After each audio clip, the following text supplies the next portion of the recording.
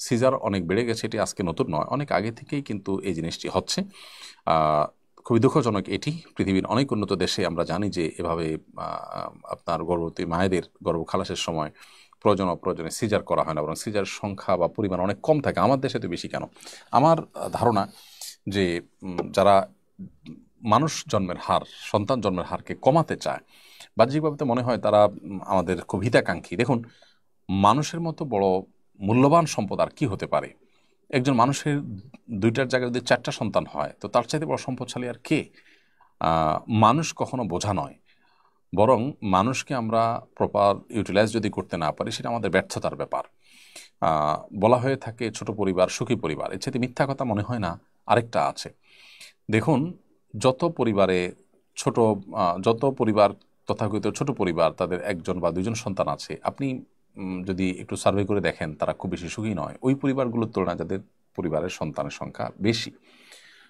7টি 8টি 9টি সন্তান যাদের পরিবারে, তাদের পরিবারে দেখবেন যে তুলনামূলকভাবে অনেক বেশি সুখ শান্তি আছে। কারণ 5-7টি সন্তানের ভিতরে 2-4টি এমনিতেই মানুষ হয়ে যায়। আর যারা একটা বা দুইটা নেন, তারা কিন্তু রিস্কের মধ্যে পড়ে যান। কখনো দেখা যায় যে ওই একটা সন্তানই অমানুষ হয়ে যায়, অথবা আপনার দুইটা সন্তান, একটা মারা গেল, আরেকটা সন্তান হয়তো হাতছাড়া হয়ে গেল, তখন তাদের দুঃখের কোনো শেষ থাকে না। দেখুন, পৃথিবীর অনেক দেশ জন্ম নিয়ন্ত্রণ করে তারা এখন ফিরে আসছে। আমি স্পেসিফিক থাইল্যান্ডের কথা বলতে পারি, আমি থাইল্যান্ডে গিয়েছি। তারা জন্ম নিয়ন্ত্রণ করার চেষ্টা করেছে, এখন জন্মের হার বাড়ানোর জন্য প্রণোদনা দিয়ে আর পারছে না। মানুষের টেন্ডেন্সি, প্রবণতা পরিবর্তিত হয়ে গেলে সেটাকে ফিরিয়ে আনা খুব কঠিন হয়ে যায়। সেখানে এখন মানুষের সংকট দেখা যাচ্ছে।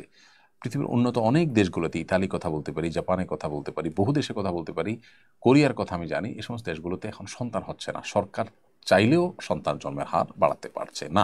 এই জায়গা থেকে আমি বলবো যে যারা আমাদের মা বোনদের প্রয়োজন অপ্রয়োজনে সিজার করতে বাধ্য করছেন, এবং 1-2বার সিজার হয়ে গেলে এরপর আর বাচ্চা নেওয়ার কোনো স্কোপ থাকছে না, রিস্ক থাকছে, এদের আল্লাহকে ভয় করা উচিত।